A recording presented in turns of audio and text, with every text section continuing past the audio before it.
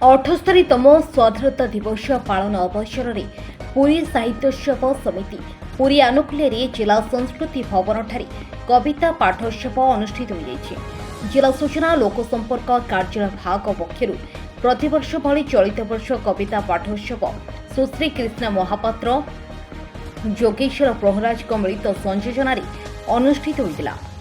कार्यक्रम में अतिरिक्त जिलापाल शरचंद्र बेहेरा प्रदीप प्रज्वलन पूर्वक कार्यक्रम को उद्घाटन करथिले। जिला सूचना लोकसंपर्क अधिकारी संतोष कुमार सेठी प्रारंभिक सूचना देवा सह अतिथि मानकु मंच को आमंत्रण करथिले।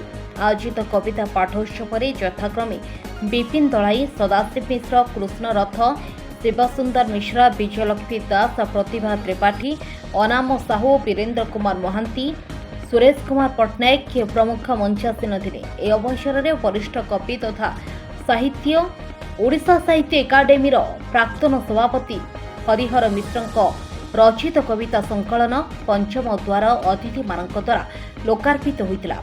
डॉक्टर सस्मिता मिश्र, अध्यापक अशोक कुमार मिश्र, डाक्टर रानू मिश्र, अन्नपूर्णा देवी, मिनती मिश्र, उमाकांत महापात्र, प्रभाचंद्र रथ, रचिता राउतराय, चंद्रशेखर महारणा, मिनती पट्टनायक, प्रभासिनी मिश्र, आशालता प्रधान समेत बहु कवि और कवयित्री माने स्वरचित देशात्मबोधक कविता पाठ करथिले।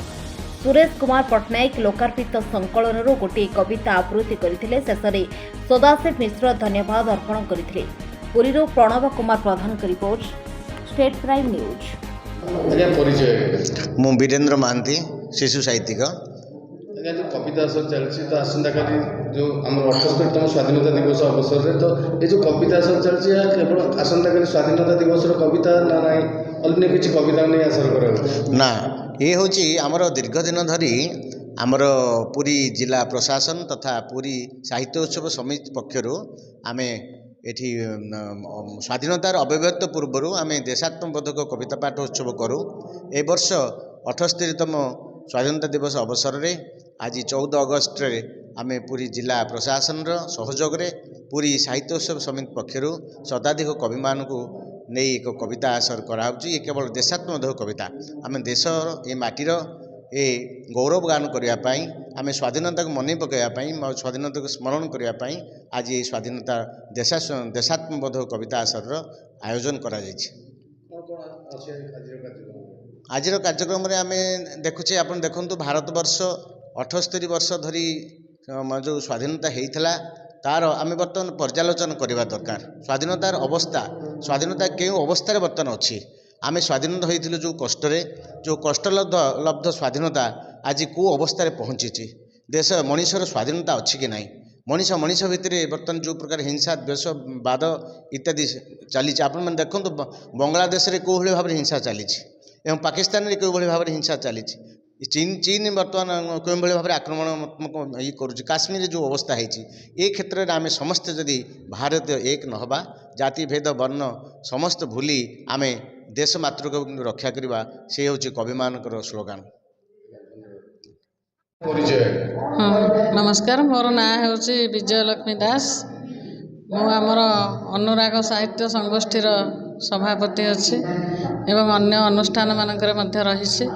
आमर आज स्वाधीनतार अव्यवहित पूर्वर आज जो उत्सव अनुष्ठित होउछि पुरी साहित्य सेवा समिति आनुकूल्य तेणु आमर प्राय 10टी अनुष्ठानर समस्ते आमर संपादक सभापति एमाने सब आसी एठारे एकत्रित होई एही उत्सव को साफल्यमंडित करने ए समावेशर आयोजन करा होईछि।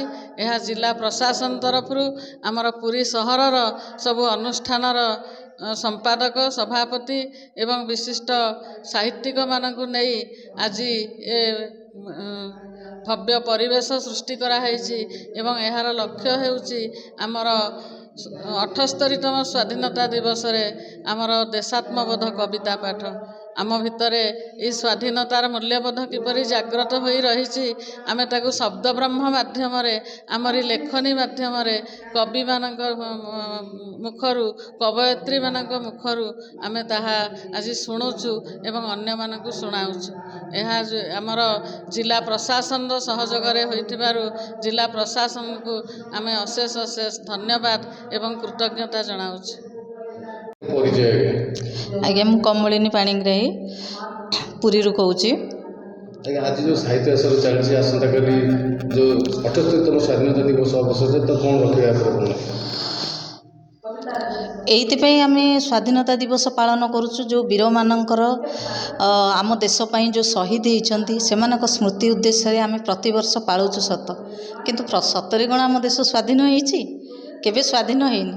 ଆଜି ବି ସେ ବର୍ବରମାନଙ୍କର ଆକ୍ରମଣ ଆମ ଦେଶରେ ଅଛି ବା ରହିଛି ବା ରହିଥିବ, କିନ୍ତୁ ଆମେ ଆମର ଚିନ୍ତାଧାରାକୁ କିପରି ସଜାଡ଼ିବା ଏବଂ ନିଜେ ନିଜକୁ କିଭଳି ସ୍ୱାଧୀନ ନାଗରିକ ବୋଲି ଭାବିବା, ସେଥିପାଇଁ ଆମେ ଚେଷ୍ଟା କରିବା ଉଚିତ। ଖାଲି ସ୍ୱାଧୀନତା ଦିବସ ପ୍ରତିବର୍ଷ ପାଳିଦେଲେ ଯେ ତା ହେବ ତା ନାହିଁ। ଆମେ ଦେଶ ପାଇଁ କ'ଣ କରିପାରିବା ବା ଦେଶ ଆମଠାରୁ କ'ଣ ଆଶା କରୁଛି, ଆମେ ଏଗୁଡ଼ାକ ଭାବିବା ନିହାତି ଆବଶ୍ୟକ। ଯେ ଖାଲି ଆମେ ଫଙ୍କସନ୍ କରିକି ସ୍ୱାଧୀନତା ଦିବସ ପାଳନ କରିଦେବା, ତା ଦେହରେ କିଛି ମୂଲ୍ୟ ନାହିଁ। ଆମେ ନିଜକୁ ନିଜେ ଶପଥ କରିବା ଉଚିତ, ଆମ ଦେଶ ପାଇଁ ଆମେ କିଛି କରିବା, ଆମ ରାଜ୍ୟ ପାଇଁ କିଛି କରିବା, ଆମ ସମାଜ ପାଇଁ କିଛି କରିବା ଏବଂ ଆମେ ଯେଉଁ କବି ଗୋଷ୍ଠୀ ସବୁ ଆସିଛୁ, ଆମ ଲେଖନୀ ମାଧ୍ୟମରେ କିପରି ଆମ ଦେଶକୁ, ଦେଶର ଯେଉଁ ବୀରମାନେ ଶହୀଦ ହେଇଥିଲେ ତାଙ୍କର ବଳିଦାନକୁ କିପରି ଅତିରଞ୍ଜିତ କରି ଲେଖିପାରିବା ଏବଂ ଲୋକମାନଙ୍କ ପାଖରେ ପହଞ୍ଚାଇ ପାରିବା, ଏଇଟା ହେଉଛି ଆମର ମୁଖ୍ୟ ଉଦ୍ଦେଶ୍ୟ ଏବଂ ଆମ ପାଳନର ସେଇଆକୁ ଆମେ ପାଳନ କରିବା ପାଇଁ ପ୍ରତିବର୍ଷ ଏଠି ଆମର ସଂସ୍କୃତି ଭବନକୁ ଆମେ ଆସୁ। ଜୟ ଜଗନ୍ନାଥ। ଆପଣ ଯେ ଆଜି କବିତା ଆସରରେ କ'ଣ କବିତା ନେଇ ଆସିଛନ୍ତି ଦେଶ ବିଷୟରେ? ମୁଁ ସେଇ ଦେଶ, ଆମ ଦେଶରେ କେମିତି